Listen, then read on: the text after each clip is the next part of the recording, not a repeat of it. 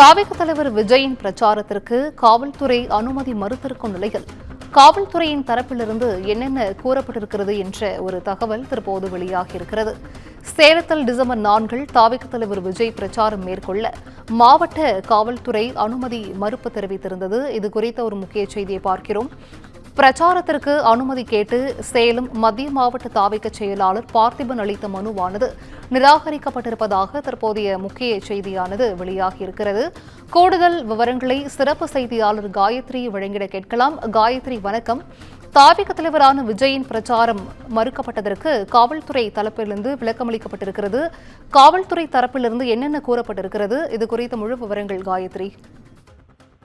நிச்சயமாக தாவேகா சார்பில் சேலத்தில் டிசம்பர் 4 விஜய் பிரச்சாரம் நடத்துவதற்காக சேலம் மாநகர காவல் ஆணையர் அலுவலகத்தில் தாவேகா சார்பில் மனு அளிக்கப்பட்டது. குறிப்பாக இந்த 4 விஜய் நேரடியாக வந்து பிரச்சாரம் நடத்துவார் என்கிற அடிப்படையில் மனுவானது அளிக்கப்பட்டது.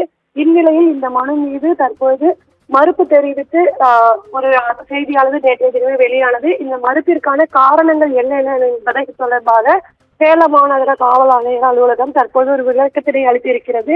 அதன்படி தாவேகா கட்சியானது பரப்புரை நடத்தும் தேதியில் அதிக அளவில் காவல் ஆணையர் அதாவது காவல்துறை அதிகாரிகள் பணிக்கு செல்ல இருப்பதாக தெரிவிக்கப்பட்டிருக்கிறது. குறிப்பாக வெளி மாவட்டங்களில் பாதுகாப்பு பணிக்கு காவலர்கள் செல்ல இருப்பதால் அந்த விஜய் நடத்தும் பரப்புரைக்கு அதிக அளவில் எண்ணிக்கையில் காவலர்களை நியமிக்க முடியாது என்கிற தரத்தில் அவர்கள் தெரிவித்திருக்கிறார்கள்.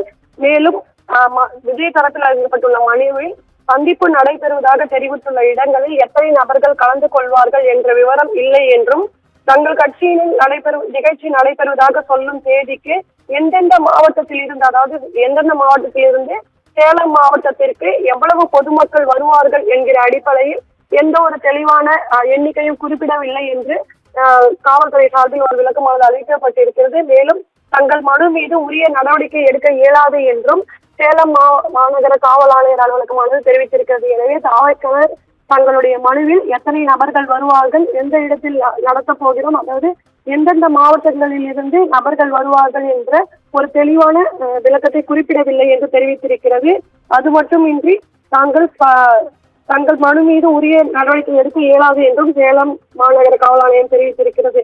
இந்நிலையில் இனி வரும் காலங்களில் தமிழக வெற்றி கழகம் தலைவர் விஜய் அவர்கள் மக்கள் நிகழ்ச்சிக்கு அனுமதி வேண்டி மனு அளிக்கும் பட்சத்தில் நீங்கள் நிகழ்ச்சி நடக்க இருக்கும் தேதியில் இருந்து 4 வாரங்களுக்கு முன்னதாகவே மனு அளிக்க வேண்டும் என்றும் தெரிவிக்கப்பட்டிருக்கிறது. இந்நிலையில் 4 என்பது மிகவும் அருகில் இருப்பதன் காரணமாக அதை ஏற்றுக்கொள்ள முடியாது என்றும், இதன் பின்பாக இது போன்ற மனுக்கள் அளிக்கும் பொழுது அனுமதி கோரி மனுக்கள் அளிக்கும் போது 4 வாரங்களுக்கு முன்னதாகவே அளிக்க வேண்டும் என்று தெரிவிக்கப்பட்டிருக்கிறது. எனவே கரூர் கூட்ட நெரிசல் சம்பவத்திற்கு பிறகு விஜய் மக்களை சந்திக்க இருப்பதாக இந்த தேதியானது குறிப்பிடப்பட்டிருந்தது. குறிப்பாக சேலத்தில் டிசம்பர் 4 அவர் பரப்புரை நடத்தப் போகிறார் என்கிற அடிப்படையில் இந்த மனுவாதான் அளிக்கப்பட்டிருந்தது.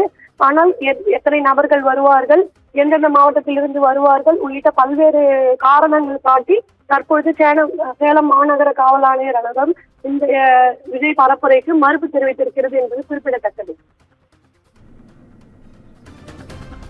விரிவான விவரங்களை வழங்கியமைக்கு நன்றி காயத்ரி.